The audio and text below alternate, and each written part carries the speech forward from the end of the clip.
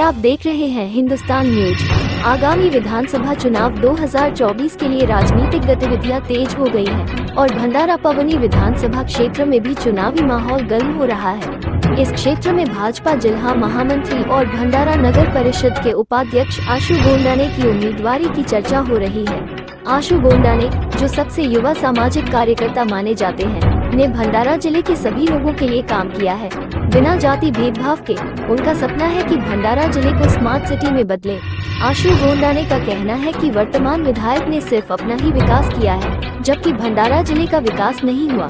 वे भाजपा से आग्रह कर रहे हैं कि उन्हें मौका दिया जाए ताकि वे पूरे भंडारा जिले को बदल सके। आइए सुनते हैं आशु गोंडाने जी का बयान।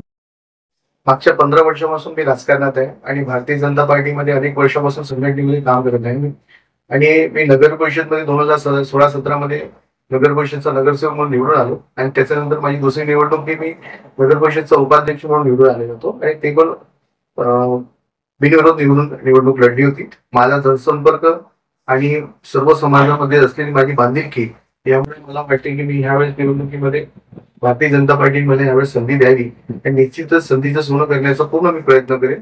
निश्चितच भंडारा विधानसभा हे थोडासा क्रिटिकल असतोच, पण यावेळेस निश्चितच भंडाराच्या विधानसभेमध्ये वातावरण बदललेलं आहे आणि लोकांना एक चांगला बदल हवा आहे आणि निश्चितच लोकांना इथल्या रोजगाराचा प्रश्न असो, उद्योगाचा प्रश्न असो आणि भंडारा जिल्हा आहे पितळ भांडे उत्पादनाचा एक मोठा मार्केट आधीच्या काळामध्ये होता, तो निश्चितच पुन्हा एकदा ते वैभव निर्माण करण्यासाठी माझा प्रयत्न असेल। त्याचप्रमाणे भंडारा जिल्हा हा तांदूळ उत्पादक देश आहे, आमचा जिल्हा आहे आणि तांदळाला योग्य भाव मिळणे आणि त्यांची ब्रँडिंग झाली पाहिजे। त्याचप्रमाणे भंडारा जिल्ह्यामध्ये मोठ्या प्रमाणावर राईस मिल उद्योग आहे, राईस मिल उद्योगाला चालना मिळणे आणि चांगल्या प्रतीचे तांदूळ आपल्या ह्या जिल्ह्यात आपल्या ह्या विधानसभामध्ये निर्माण होणे आणि याची प्रचिती देशातच नाही विदेशात निर्माण व्हावी असा आपला एक प्रयत्न राहणार आहे।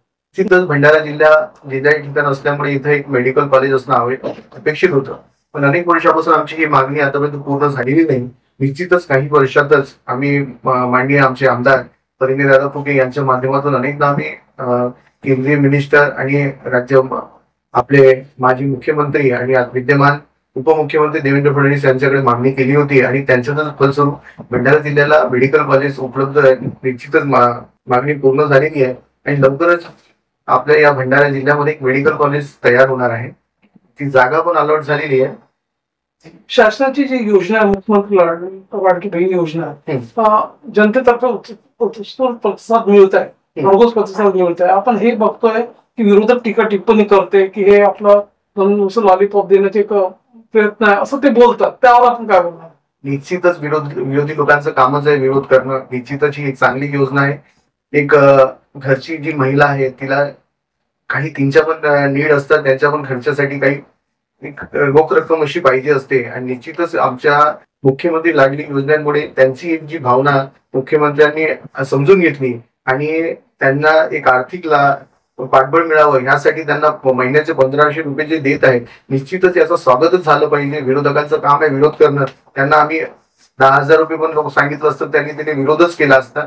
निश्चितच ही योजना एक चांगली आहे, लोकांसाठी आहे, जनतेसाठी आहे, महिलांच्या उद्धारासाठी आहे। निश्चितच याचा लाभ प्रत्येक गोरगरीब महिलांना निश्चितच होईल आणि याचाच आम्हाला निश्चितच याचा फलस्वरूप म्हणजे आम्हाला येणाऱ्या निवडणुकीमध्ये याचा आशीर्वाद भेटेलच आणि ही योजना अविरत चालू राहील याची मी तुम्हाला ग्वाही देतो।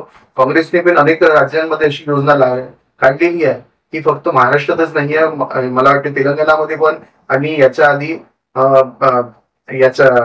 राजस्थानमध्ये पण ही योजना काँग्रेस सरकार चालवत आहे। पण महाराष्ट्रात यांना वाटते की ही निवडणुकीचं हे आहे, पण निवडणुकीचं असणार नसून ही आमच्या आर्थिक उद्धारासाठी, महिलांच्या आर्थिक उद्धारासाठी आमची ही योजना आहे आणि निश्चितच याचा फलस्वरूप होईल आणि निश्चितच आम्हाला येणाऱ्या विधानसभेमध्ये याचा आशीर्वाद फलस्वरूप मिळणार आहे। राज्यात काही ठिकाणी अशी नुसत घटना झालेली आहे, लोक निंदनीय जी घटना झालेली आहे त्याचा तिरस्कार होत आहे समाजात। आता लोक हे बोलतात की लाडकी बहीण योजना जी आहे ते महिलेची सुरक्षा कुठेतरी खतऱ्यात आहे, त्यावर आपण काय बोलू?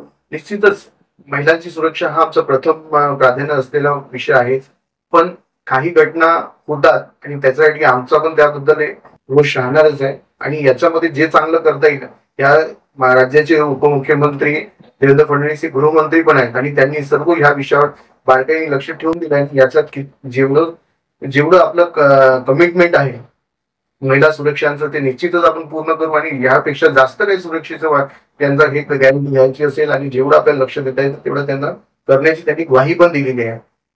भाऊ, आपले युवा तडफदार नेते आहात भारतीय जनता पार्टीचे. कशा प्रकारचे आपले जनसंपर्क सुरू आहे, किती आपण गाव केलेल्या, काय भेटीगाठीचं स्वरूप आहे त्याबद्दल? सर, मी भंडारा जिल्ह्याच्या राजकारणामध्ये मी काम करतोय. मागच्या 15 वर्षापासून मी सक्रिय राजकारणात आहे आणि संघटनेच्या अनेक पदं मी भूषवलेली आहे. भंडारा विधानसभेची तयारी माझी 2019 मध्ये पण होती आणि 2019 मध्ये पक्षाने माझी पूर्ण तयारी झाल्यानंतर आणि पक्षाने मला आदेश पण दिला होता की तुम्ही मला निवडणूक लढायची आहे, पण काही कारणास्तव पक्षाकडून आदेश आला की नाही, तुम्हाला आता थांबायचं आहे. आपण एक जे सिनियर उमेदवार होते त्यांना आपण संधी देऊ आणि पक्षाचा आदेश आपण पाळला आणि आपण आपली उमेदवारी मागे करत आपण पक्षाने जो उमेदवार दिला त्या पक्षाच्या उमेदवाराच्या पाठीशी आपण खंबीरपणे उभे राहिलो.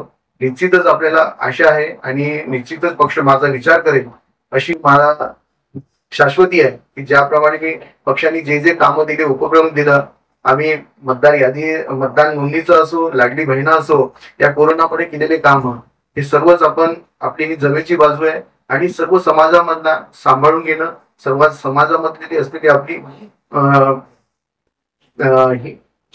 सर्व समाजामध्ये असलेला आपला जनसंपर्क निश्चितच आपल्यासाठी फायदेशीर राहील असं मला वाटतं. बरेचशा सामाजिक उपक्रम आपण राबवत आहे. या व्यतिरिक्त आपण हे बघतोय की आपलं मुख्यमंत्री लाडकी बहीण योजनेचे पण आपण उपक्रम सतत सुरू आहे आपले. या व्यतिरिक्त आपण हे बघा, जर पार्टीनं आपल्याला उमेदवारी नाकारली तर आपलं पुढचे काय पाऊल राहणार, काय वाटचाल राहणार त्याबद्दल? निश्चितच आता ती वेळेवरती आपण ह्याबद्दल आता बोलणं सोयीस्कर होणार नाही. निश्चितच येणाऱ्या काळामध्ये काय सिच्युएशन होते यावर सर्व अवलंबून आहे. कोणत्याही पक्षाला असं पर्टिक्युलर हे माहित नाही की ही सीट कोणत्या पक्षाकडे जाणार आहे. आता सध्या सर्व अनिश्चिततेचं वातावरण पसरलेलं आहे. तरी मला शाश्वती आहे की पक्ष निश्चितच माझा विचार करेल. तिरंगी लढत होण्याची पण एक चान्स आहे इथे असणार आहे, तर त्यावर आपण काय बोलणार? निश्चितच इथे एक चांगली तिरंगी लढत होईल हे सर्वांचं आता जनभावना ही लोकांमध्ये दिसत आहे. ज्याप्रमाणे भंडारा आणि पवनी तालुका आहे, या दोन्ही तालुक्यांमधलं समीकरण आणि लोकांमध्ये एक चांगला रोष निर्माण आहे विद्यमान आमदारांच्या विरोधात. त्याच्यामुळे निश्चितच याचा तिरंगी लढत होईल याचं बहुमत नाही. येथील मतदार जे आहे, भंडारा पवनी मतदारसंघाचे जे मतदार आहे, तुम्ही सतत काम करताय, लोकांच्या विश्वासाच्या पाठीची आहे, आपलं काय त्यांच्या प्रेमाचे मेसेज राहणार? निश्चितच मला या विधानसभेमध्ये संधी मिळाली तर निश्चितच या विधानसभेसाठी रोजगाराचा प्रश्न असो, शेतीचा प्रश्न असो, या फिशरीचा एक मोठा प्रश्न आहे की या फिशरी उद्योग आम्हाला निर्माण करायचे. राईस मिलच्या माध्यमातून लोक आमच्या एक राईस मिल क्लस्टर निर्माण करून आमच्या ज्या भंडारा जिल्ह्यामध्ये जो धान उत्पादन होतो त्याच्या चांगली क्वालिटीचा धान उत्पादन करून इम्पोर्ट एक्सपोर्ट पर्यंत घेऊन जाण्याची एक माझी तयारी आहे. त्याचप्रमाणे आमच्या भंडारा विधानसभेमध्ये एक वैनगंगा ही मोठा एक नदी आहे आणि या नदीमुळे नदी प्रदूषित झालेली आहे, सिवर वॉटर्समुळे प्रदूषित झाली आहे आणि निश्चितच आपल्या एजेंड्यावर आहे की हा पाणी शुद्ध जायला पाहिजे आणि त्याच्यामुळे जी आमच्या ह्या पूर्ण विधानसभेमध्ये रोगराईची पसरत आहे, स्टेबल वॉटर असल्यामुळे थोडा रोगाचा हा एक विषय मोठा होत चाललेला आहे. निश्चितच याचा मार्ग काढण्याचा आपण प्रयत्न करणार आहोत.